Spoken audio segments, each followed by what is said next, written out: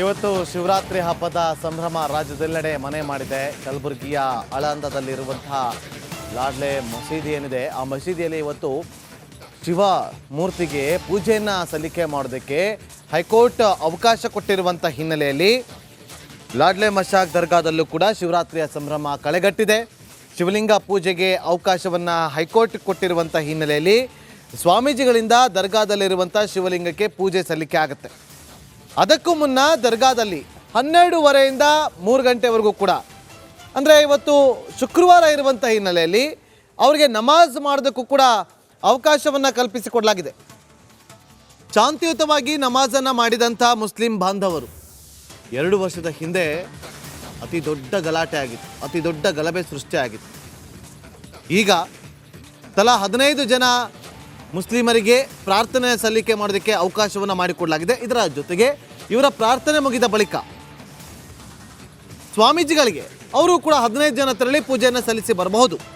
ಇದಕ್ಕೆ ಅಂತೇಳಿ ಎಲ್ಲ ರೀತಿಯಲ್ಲೂ ಕೂಡ ಸೂಕ್ತ ಬಂದೋಬಸ್ತನ್ನು ಮಾಡಿಕೊಳ್ಳಲಾಗಿದೆ. ಮತ್ತಷ್ಟು ಮಾಹಿತಿಯನ್ನು ಕೊಡೋದಕ್ಕೆ ನಮ್ಮ ಕಲಬುರಗಿ ಪ್ರತಿನಿಧಿ ಓಂ ಪ್ರಕಾಶ್ ಮುನ್ನೂರು ಲೈವ್ನಲ್ಲಿ ಜಾಯ್ನ್ ಆಗಿದ್ದಾರೆ. ಓಂ ಪ್ರಕಾಶ್, ಸದ್ಯಕ್ಕೆ ಶಾಂತಿಯುತವಾಗಿ ಎಲ್ಲವೂ ಕೂಡ ನೆರವೇರ್ತಾ ಇದೆ. ನಮಾಜ್ ಬಳಿಕ ಪೂಜೆ ಸಲ್ಲಿಕೆ ಆಗುತ್ತೆ. ಆ ಪೂಜೆ ಸಲ್ಲಿಕೆಗೆ ಹೇಗೆಲ್ಲ ಸಿದ್ಧತೆಗಳನ್ನು ಮಾಡಿಕೊಳ್ಳಲಾಗಿದೆ ಓಂ ಪ್ರಕಾಶ್?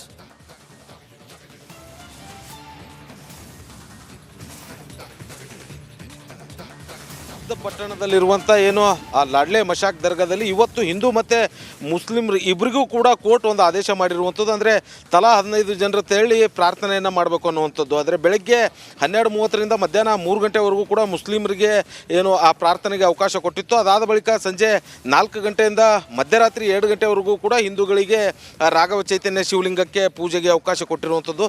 ಆ ನಿಟ್ಟಿನಲ್ಲಿ ಈಗ ಮುಸ್ಲಿಂ ಬಾಂಧವರು ಏನಿದ್ದಾರೆ ಅವರು 12 ಜನ ಈಗಾಗಲೇ ಆ ಲಾಡ್ಲೆ ಮಶಾಕ್ ದರ್ಗಾದಲ್ಲಿ ಪ್ರಾರ್ಥನೆಗೆ ತೆರಳಿರುವಂಥದ್ದು.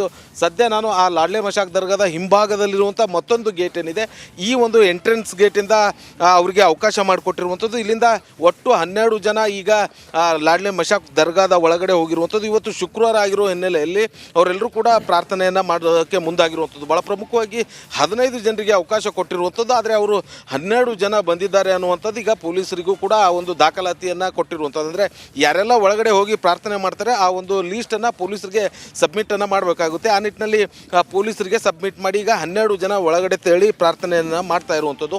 ಮತ್ತೊಂದು ಕಡೆ ಹಿಂದೂಗಳಿಗೆ ಸಂಜೆ 4 ಗಂಟೆಯಿಂದ ಮಧ್ಯರಾತ್ರಿ 2 ಗಂಟೆವರೆಗೂ ಕೂಡ ಅವಕಾಶ ನೀಡಿರುವಂಥದ್ದು. ಅವರು ಕೂಡ 4 ಗಂಟೆಗೆ ಇದೇ ಲಾಡ್ಲೆ ಮಶಾಕ್ ದರ್ಗಾದ ಒಳಭಾಗದಲ್ಲಿರುವಂಥ ಏನು ರಾಘವ ಚೈತನ್ಯ ಶಿವಲಿಂಗ ಮೂರ್ತಿ ಇದೆ ಅಲ್ಲಿ ಬಂದು ಒಟ್ಟು 4-5 ರೀತಿಯಾಗಿ ವಿವಿಧ ರೀತಿಯಾದಂಥ ಪೂಜೆಯನ್ನು ಕೈಗೊಳ್ತಾರೆ. ಅದಕ್ಕಿಂತ ಮುಂಚೆ ಇದೀಗ ಆಳಂದ್ ಪಟ್ಟಣದ ಹೊರವಲಯದಲ್ಲಿರುವಂಥ ಏನು ಪ್ರಗತಿ ಲೇಔಟ್ನಲ್ಲಿ ಅಲ್ಲಿ ಸಾಕಷ್ಟು ಜನ ಹಿಂದೂ ಕಾರ್ಯಕರ್ತರು ಮತ್ತು ಹಿಂದೂ ಮುಖಂಡರು ಶಿವನ ಭಕ್ತರು ಎಲ್ಲರೂ ಕೂಡ ಸೇರಿಸಿ ಒಂದು ಭಜನೆಯನ್ನು ಮಾಡ್ತಾ ಇರುವಂಥದ್ದು, ಶಿವನಾಮ ಸ್ಮರಣೆಯನ್ನು ಕೂಡ ಮಾಡೋದಕ್ಕೆ ಮುಂದಾಗಿರುವಂಥದ್ದು. ಅಲ್ಲಿ ಆಂದೋಲನದ ಸಿದ್ಧಲಿಂಗ ಶ್ರೀಗಳು ಮತ್ತು ಕಡಗಂಚಿಯ ಶ್ರೀಗಳು ಕೂಡ ಏನು ಅದೇ ಒಂದು ಪ್ರಗತಿ ಲೇಔಟ್ನಲ್ಲಿ ಬಂದು ಎಲ್ಲ ಏನು ನೆರೆದಂಥ ಹಿಂದೂಗಳಿಗೆ ಕೂಡ ಅಲ್ಲಿ ಒಂದು ಸಾರ್ವಜನಿಕ ಕಾರ್ಯಕ್ರಮವನ್ನು ಮಾಡ್ತಾರೆ. ಅದಾದ ಬಳಿಕ ಅಲ್ಲಿಂದ ಸರಿಯಾಗಿ 4 ಗಂಟೆಗೆ ಆಂದೋಲನ ಸಿದ್ಧಲಿಂಗ ಶ್ರೀಗಳು ಮತ್ತು ಕಡಗಂಚಿ ಶ್ರೀಗಳ ನೇತೃತ್ವದಲ್ಲಿ ಒಟ್ಟು 15 ಜನರ ಏನು ತಂಡ ಆ ಲೀಸ್ಟನ್ನು ಕೊಟ್ಟಿದ್ದರು. ಸೊ ಅವರೆಲ್ಲರೂ ಕೂಡ ಇದೇ ಒಂದು ಲಾಡ್ಲೆ ಮಶಾಕ್ ದರ್ಗಾದ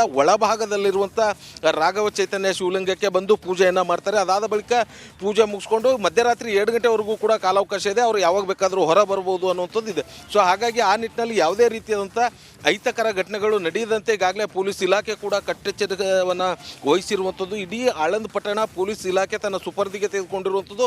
ಭಾಳ ಪ್ರಮುಖವಾಗಿ ಈ ಲಾಡ್ಲೆ ಮಶಾಕ್ ದರ್ಗಾ ಏನಿದೆ ಇದು ಎಂಟೈರ್ ಲಾಡ್ಲೆ ಮಶಾಕ್ ದರ್ಗಾ ಇದೀಗ ಪೊಲೀಸರ ಕಸ್ಟಡಿಯಲ್ಲಿರುವಂಥದ್ದು. ಕಳೆದ 2 ವರ್ಷಗಳ ಹಿಂದೆ ನಡೆದಿರುವಂಥ ಕಹಿ ಘಟನೆ ಮತ್ತೆ ಮರುಕಳಿಸಬಾರದು ಅನ್ನುವಂಥ ನಿಟ್ಟಿನಲ್ಲಿ ಈ ಒಂದು ದರ್ಗಾ ಇದೀಗ ಪೊಲೀಸರ ಸುಪರ್ದಿಯಲ್ಲಿರುವಂಥದ್ದು. ಪೂಜೆಗೆ ಏನು ಅವಕಾಶ ಕೊಟ್ಟಿರುವಂಥದ್ದು ಅಷ್ಟು ಜನರಿಗೂ ಕೂಡ ಬಂದು ಪೂಜೆ ಮಾಡೋದಕ್ಕೆ ಮತ್ತು ಪ್ರಾರ್ಥನೆ ಮಾಡೋದಕ್ಕೆ ಅವಕಾಶ ಕೊಟ್ಟಿರುವಂಥದ್ದು. ಪ್ರತಿಯೊಂದಿಗೂ ಕೂಡ ಏನು ಈಗ ಪೊಲೀಸರ ಕಣ್ಗಾವಲಿನಲ್ಲಿರುವಂಥದ್ದು. ಜೊತೆಗೆ ಪೊಲೀಸರು ಡ್ರೋನ್ ಕ್ಯಾಮ್ರಾ ಮೂಲಕ ಕೂಡ ಇದೀಗ ಎಂಟೈರ್ ಪರಿಸ್ಥಿತಿಯನ್ನು ಅವಲೋಕನ ಮಾಡೋದಕ್ಕೆ ಮುಂದಾಗಿರುವಂಥದ್ದು. ಭದ್ರತೆಗಾಗಿ ಅಂತೇಳಿ 1500ಕ್ಕೂ ಹೆಚ್ಚು ಪೊಲೀಸರನ್ನು ಕೂಡ ನಿಯೋಜನೆ ಮಾಡಿರುವಂಥದ್ದು. ಸದ್ಯಕ್ಕೆ ಏನು ಮುಸ್ಲಿಮರು ಏನಿದ್ದಾರೆ ಅವರು ಪ್ರಾರ್ಥನೆಗೆ ತೆರಳಿರುವಂಥದ್ದು. ಎಲ್ಲವೂ ಕೂಡ ಒಂದು ಹಂತಕ್ಕೆ ಶಾಂತಿ ಸುವ್ಯವಸ್ಥೆಯಿಂದ ನಡೆದಿರುವಂಥದ್ದು. Nagendra Babu. Okay, thank you Om Prakash ನಿಮ್ಮೆಲ್ಲ ಮಾಹಿತಿಗಾಗಿ.